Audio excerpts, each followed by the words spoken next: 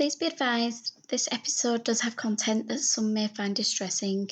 As always, listener discretion is advised and it is not suitable for anyone under the age of 13. Hello and welcome to episode 24 of It's Murder Up North. Please be advised that due to this case featuring a sexual assault, I have included information on who to contact for advice and support. As you will hear, the trauma caused by rape is not just the physical act, but has far-reaching consequences. Now, let's head to the episode.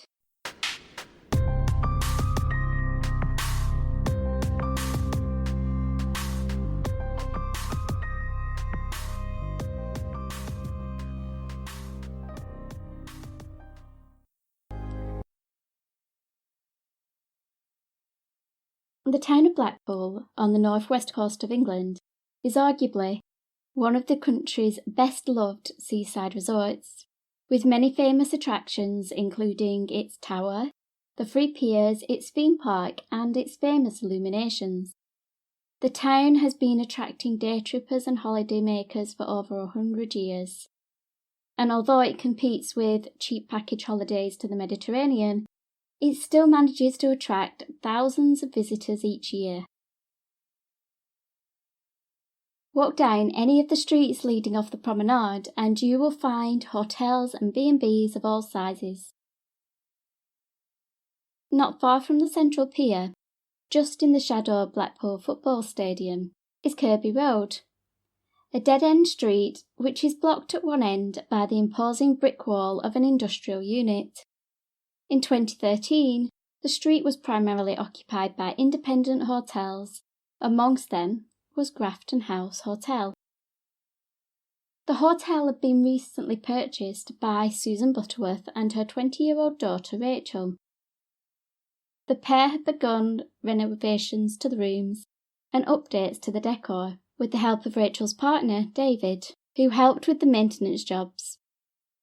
Running a hotel requires long hours and hard work. And in a saturated market like Blackpool, it was imperative that the family attracted guests. In January 2013, a TripAdvisor review stated, quote, "What a great place to stay. Prices are very reasonable, the rooms are clean and the beds are comfortable. The full English breakfast is superb and very good value, as it is included in the price. The staff are friendly and welcoming at this family-run B&B, and the bar is well stocked. The decoration is good, and despite some renovation is being undertaken, as it has recently been taken over, but does not intrude on the overall experience." Just 9 days after this glowing review, the Grafton House Hotel would go from being just another guest house to an infamous hotel of horrors. In the seaside town of Blackpool, unemployment was higher than the national average. Despite the bright lights of the numerous seafront arcades and attractions, the town is considered to be one of the most deprived areas in the UK. This is due to many factors, including Blackpool having the highest population of all the towns in the county of Lancashire. Like many seaside resorts, the 2007 financial crash had a detrimental effect on the town. Visitor numbers decreased, jobs were lost, and businesses closed. With high levels of unemployment and limited job opportunities, it was a proud moment when 16-year-old Sasha Marsden announced she'd gotten a job offer as a part-time cleaner at the Grafton House Hotel. She excitedly explained to her family it was perfect, as it would earn money and the shifts fit around her college classes. Sasha had started college in September 2012, studying childcare. Part of her course involved a work placement at a children's day nursery to gain on-the-job experience. The teenager loved working with children and wanted to pursue a career in childcare. To see Sasha having a focus on her future must have not only filled her family with great pride, but also relief. Their daughter had been suffering for the last 2 years, leaving them feeling helpless. When she was 8, her family moved to Staining, which sits on the outskirts of Blackpool. With her bubbly personality, she quickly settled and made friends, who described her as being the kind of person who could turn a bad day around with just the right words or a joke. She was filled with love for those around her. As she got older, she would spend time in Blackpool on the seafront with her friends, mingling amongst the day trippers, bursting into spontaneous song or dancing along the promenade. Sasha was a confident, carefree and fiercely independent girl. But that all changed in July 2010. It was a typically warm and sunny summer's day. The school holidays had started and the seaside town was crowded by day trippers and holidaymakers who flocked to enjoy the beach and the numerous attractions, including the Tower and the Pleasure Beach, with its many rides and amusements. With the seafront crowded, 14-year-old Sasha had arranged to meet up with a 13-year-old boy from school. They planned to head to a local park and relax, away from the hustle and bustle of the town. Sasha was due home by 9 p.m, so when the phone rang at 8:30, her mum answered thinking her daughter was going to tell her she would be late home. But it wasn't Sasha. It was the police, advising that the teenager was in hospital following a serious incident. Her parents raced to the hospital to find Sasha accompanied by a police officer, who took the parents to a separate room to explain what had happened. Sasha had been in the park with her school friend when they were joined by a man in his early 20s. He sat with them and chatted. He seemed fairly friendly, and the more the children spoke with him, the more at ease they became. He asked them if they'd ever tried alcohol, and pulled out a pack of cans from his backpack, handed one to Sasha and one to her friend. She took a sip from the can. Her face recoiled as the bitter taste stung her tongue. The man laughed and told her she'd get used to it. Before long, Sasha was drifting into unconsciousness from the effects of the alcohol. She complained of feeling dizzy, with a sickly feeling in her stomach, before passing out. The 22-year-old man leant over her and appeared to check her pulse, but then he began to undress the 14-year-old, before removing his own pants. Sasha's friend shouted for the man to get off her, to leave her alone. He tried in vain to protect his friend, but the man pushed him away with such force, the boy fell to the floor.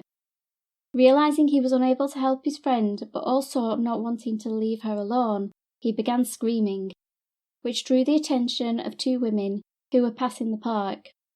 Seeing the distressed boy and the unconscious girl on the floor, they rushed to help Sasha, and her assailant fled. Rape can have a profound physical and psychological effect on the victim.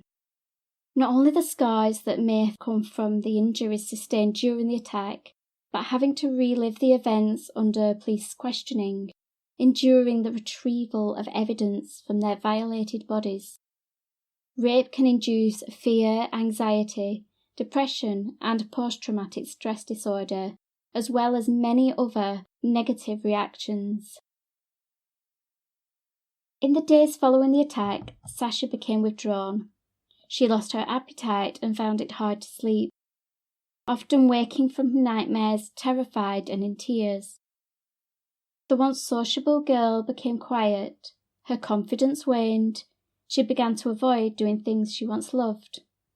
A couple of weeks after the rape, she returned to school, trying to regain a sense of normality, but she felt different, dirty and worthless. Pupils at her school did not help to dispel these feelings. She was called derogatory names, and people she had once considered friends now avoided her. This only magnified her suffering, leading to her spiralling into a vicious cycle of depression and self-harming. As the months passed, her behaviour became increasingly concerning. Sasha would become aggressive. She began to skip school, turning to the numbing effects of alcohol. She also started to have sexual relations with multiple men, which is not uncommon in those who suffer sexual assault. especially during adolescence. It is speculated that it could be the sufferer's way to regain control or to have relationships without forming attachments. What frightened her parents the most was when Sasha would disappear for days at a time, leaving her parents afraid for her safety, worried that someone would prey upon their vulnerable and fragile daughter. The trauma of rape is not just the physical violation. The victim may feel guilt, shame, and anxiety. It can have a detrimental effect on new and existing relationships, with the sufferer feeling unable to trust those around them. Those who suffer rape or sexual abuse as a child may partake in risky behaviours such as drinking and substance abuse, or choose to run away from home. Sadly, in some cases, these runaways end up on the streets as sex workers. The most extreme example of this would be Eileen Wuornos, the American serial killer, who, after suffering prolonged sexual abuse as a child, she became addicted to alcohol. She started performing sexual acts on others and would have promiscuous relationships with local boys, ultimately ending up with her selling her body to survive. For 2 years, Sasha struggled to cope. Even when her attacker was apprehended and imprisoned, and the young girl was saved from the trauma of a trial when the perpetrator admitted his guilt, this did little to repair the damage. Every time she ran away, her parents spent hours scouring the streets in search of their daughter. They must have felt so helpless, seeing their beautiful, confident girl change because of someone else's vile actions. Her parents did everything they could to try and help Sasha. They took on her angry words, they held her when she cried. For Sasha, what happened was devastating. No one truly has an answer on how to cope with the trauma caused by rape. Every case is different, every person will react differently. Her parents set boundaries. They implemented ways to keep Sasha safe. It was agreed that her father would drop her off and pick her up when she went out. She wasn't to turn her phone off and had to be home by 9 p.m. They didn't want to suffocate her with rules, but wanted to curb her self-destructive behaviour. On July the 31st, 2012, Sasha asked her dad to drive her to meet her boyfriend, Danny.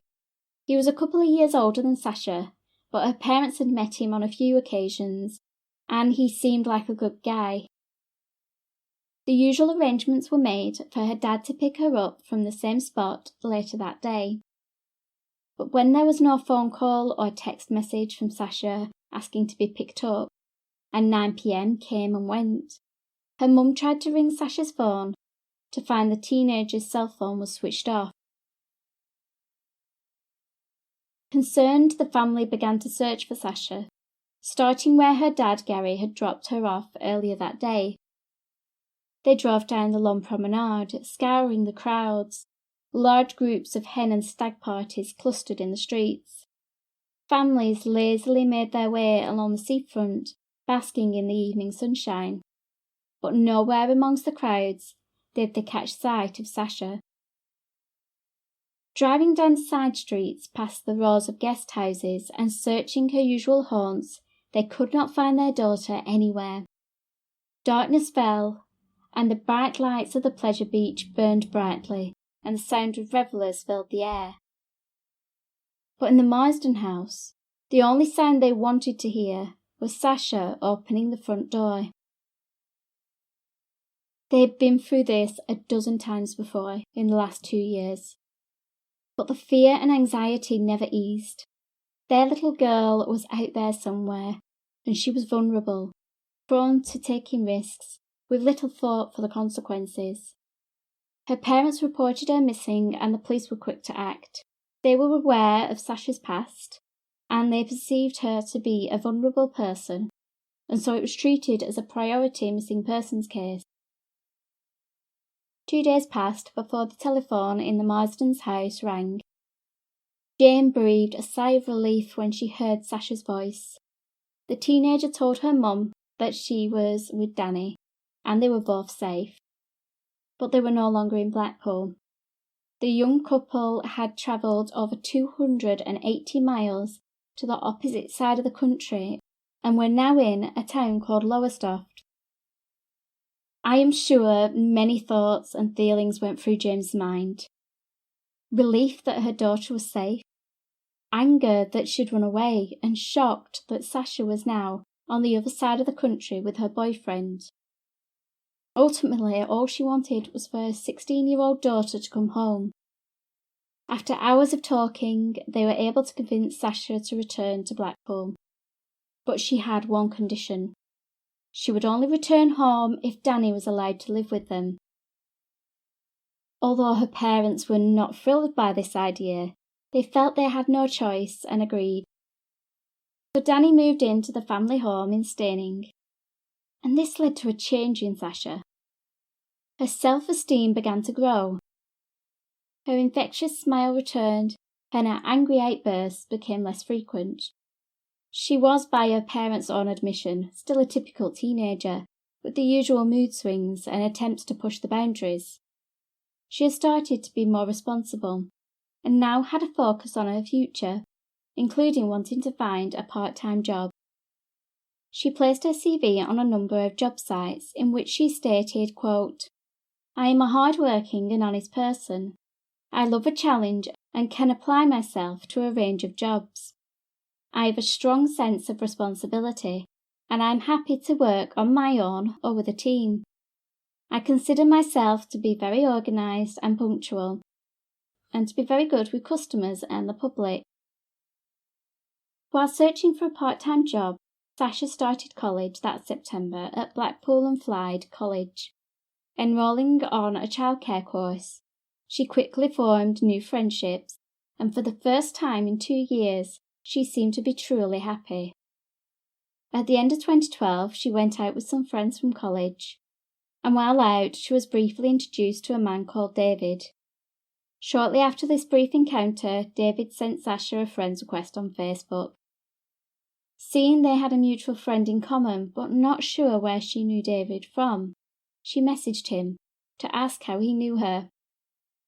The man told her that they had met recently at the Coral Island Arcade in Blackpool, and that he was a good friend of one of the girls she was with that day.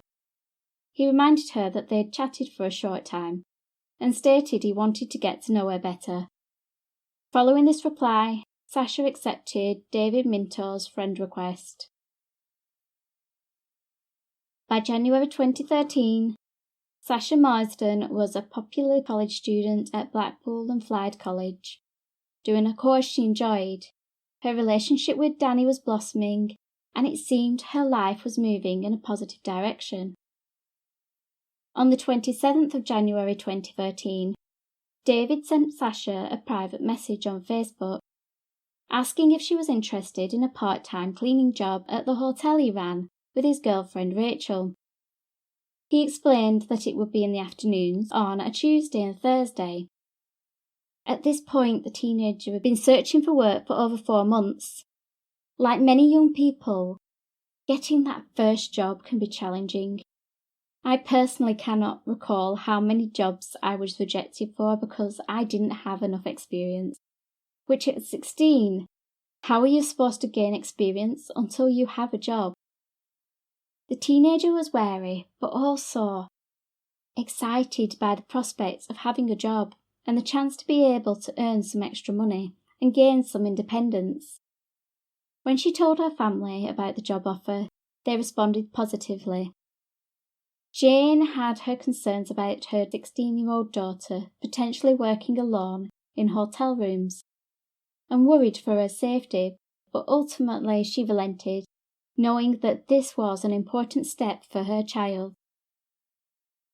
Amidst all the excitement, the one thing Sasha failed to mention was the name of the place she would be working. On Tuesday the 29th of January, Sasha went to college as usual, excited but nervous for her job interview that afternoon. When her dad came to pick her up, the two of them drove towards the seafront at Blackpool. Sasha had arranged to meet David outside Madame Tussauds, which sat opposite the beach. Gary pulled up outside the tourist attraction and Sasha called David, who had agreed to meet her on the corner of the promenade and Chapel Street, as the teenager wasn't sure where the hotel was. He assured her he was on his way. As a typical teenager, not wanting to be embarrassed by her dad being there, Sasha insisted her dad could go, and that she would be okay. Gary wished his daughter luck and reminded her to let him know when she was ready to come home.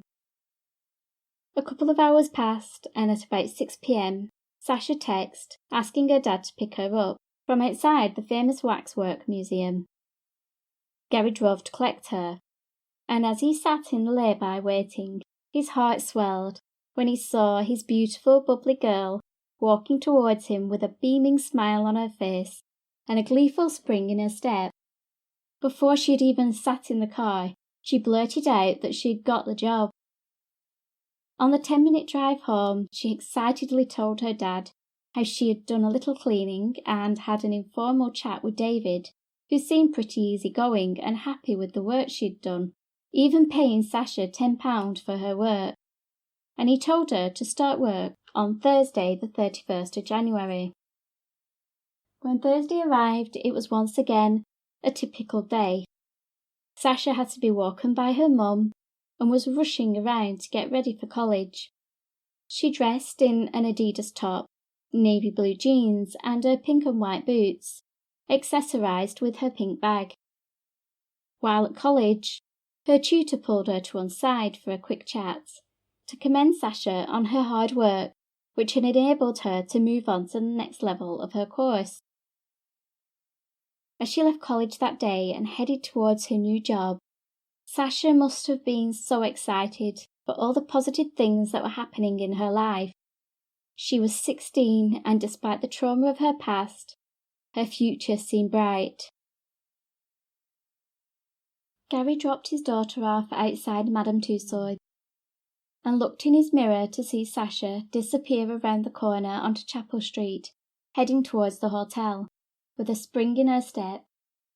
She had told her dad she would be finished by 7 o'clock, as she and Danny had planned to go to the cinema that evening. So when it got to 7 o'clock, and Sasha hadn't been in touch, Gary and Jane became uneasy. They tried to ring Sasha's phone, but it was switched off, and when Danny returned home with news that Sasha had not been in contact with him either, their concerns grew. Thinking perhaps the teenager was still working, they decided they should call the hotel. And that's when they realised, amidst all the elation over Sasha getting the job, they'd never asked the name of the hotel, nor did they have the contact telephone numbers. There were thousands of hotels in Blackpool. How were they supposed to know which was the right one? Remembering that Sasha had spoken to the hotel owner on Facebook, Danny logged into his girlfriend's account and searched for the name David. Amongst the hundreds of friends, thankfully, there were just 2 people by that name.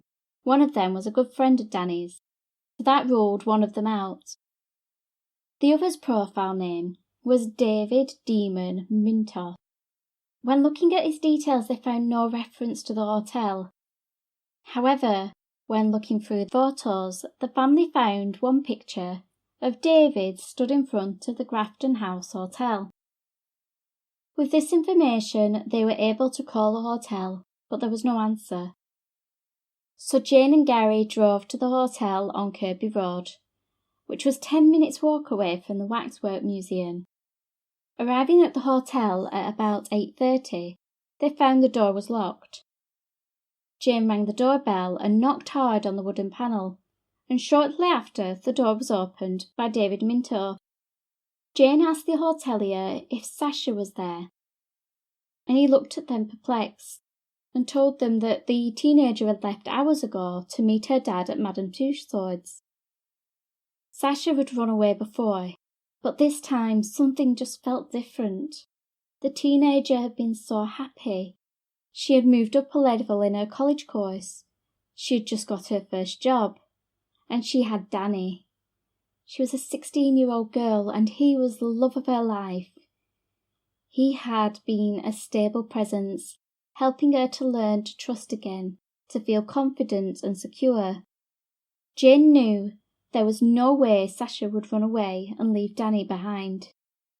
In her gut, Jane felt something was terribly wrong. Returning home, the police were contacted and Sasha was reported as missing. Jane was asked for a description of her daughter, and she replied that Sasha had light brown hair and blue eyes with dimples in her cheeks. She was wearing an Adidas top, navy jeans, and a pair of pink and white boots.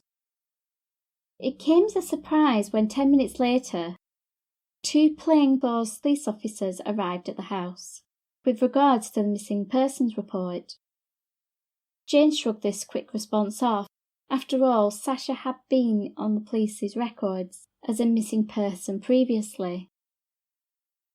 One officer sat in the living room with the family, while the other hovered by the door, listening to his police radio.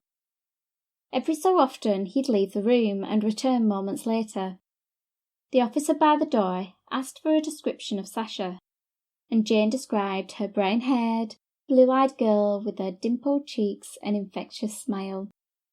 She recalled the clothing Sasha was wearing that day: navy jeans, an Adidas t-shirt, and pink and white boots. The officer disappeared again, and when he returned, his whole demeanour had changed. He nodded to his colleague, who proceeded to explain that early that evening the body of a young girl had been found, and from the description they had reason to believe the deceased female was Sasha. The officers pointed out that they would need to make a formal identification and would require an item that belonged to Sasha which would have traces of her DNA. Earlier that night, at 7:10, a man called Martin Duxbury noticed a bin burning behind his property. He went out with a bucket of water and believed he had extinguished the fire, but shortly after 8:30, 2 other neighbours from the terrace noticed the fire in the alleyway and went to investigate. They also attempted to put out the fire, as plumes of thick grey smoke filled the air. By 9 p.m, a crowd had gathered in the alley. It appeared that someone had tried to set fire to a mannequin. Yet once the flames and smoke had dispersed, one neighbour asked, "Since when do mannequins bleed?" At which point the police were called. Inside the damaged plastic waste bin was a rolled-up piece of carpet, within which was found the badly burned body of a woman wrapped in a duvet. Her injuries were so severe she was unidentifiable, with the only clues to her identity being an Adidas top, a pair of pink and white boots, and a pink bag. When Jane phoned to report Sasha missing, the 2 incidents were instantly deemed to be connected, and her description of Sasha confirmed investigators' worst fears. She was the girl in the alley. A spokesperson for Lancashire Police stated, quote, "Following the death of Sasha Marsden, a Home Office post-mortem examination has been carried out and has found that Sasha died as a result of receiving significant stab wounds to the head and face. It also showed that attempts were made to set the body on fire, and this was after Sasha had died. These results have been shared with the family, and specially trained officers are continuing to support them."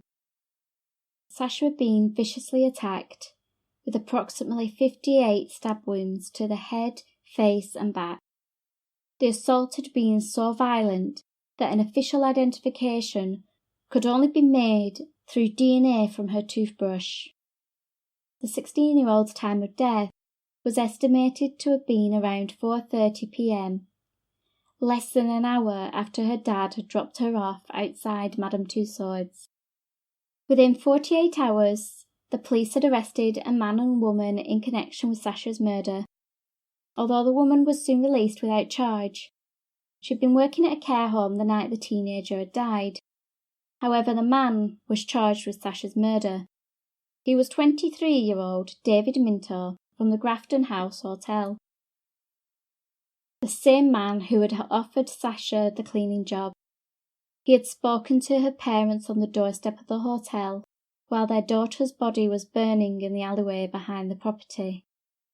David Minto was essentially a 23-year-old with no prospects, no plans for his future. He lived his life via the internet, playing games, frequenting chat rooms, and looking for girls. He was signed up to a number of dating sites where he met 20-year-old Rachel Butterworth, who he lived with in the basement of the Grafton House Hotel.